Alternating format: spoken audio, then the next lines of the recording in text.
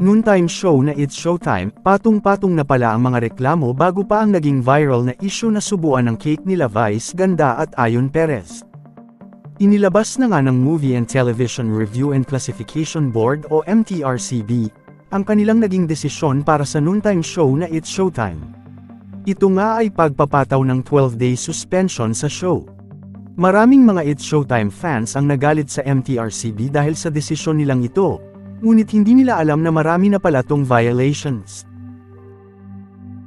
One by one na ng MTRCB yung mga dahilan nila kung bakit nga daw nila pinatawan ng 12-day airing suspension ang noontime show na It's Showtime. Ang pagkakadetalye dito, parang may case number 1 na sinasabi daw noong January pa lang, may na-mention daw si Jong Hilario and si Vice during the episode that syempre ayoko na ulitin dito, baka ikaw naman. Baka Let's just say na wag mo sabihin yun dahil nasa free TV tayo. We are on free TV.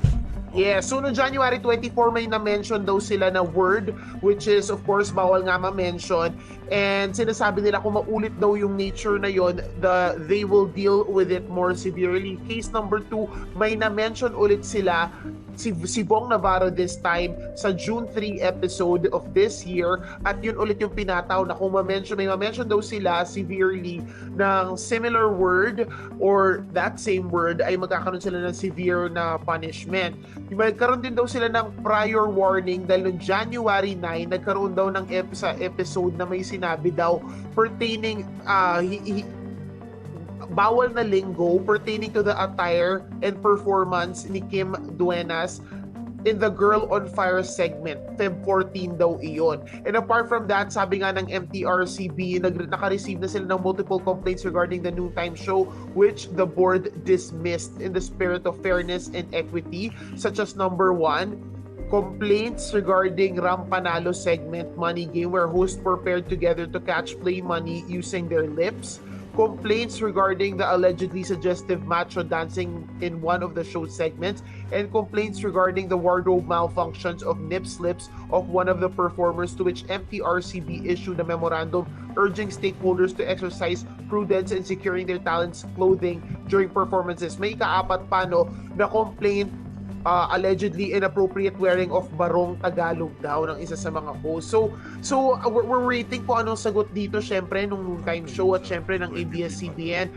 We want to hear from them, of course, for this, but talagang nagtatalo na yung mga netizens at trending na ngayon si Cher Lala, trending na ngayon ng It's Showtime at yung MTRCB.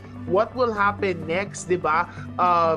Sobrang mixed reactions yung mga fans dito. Of course, may mga nagsasabi na parang OA, 'di ba? Marami dito sa comment section natin sa News 5, sa One News na nagsasabi nga na no way this be isang malaking OA. Tapos may mga tapos yung iba syempre alam mo naman talagang there's two sides of the story lagi, at syempre may dalawang panig lagi.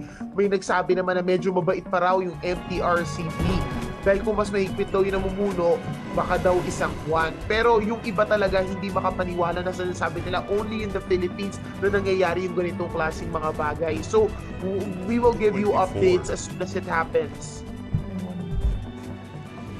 Ayun. 6:24 na kasi, kaya Thank you, MJ! See you tomorrow, MJ. Maraming salamat, MJ!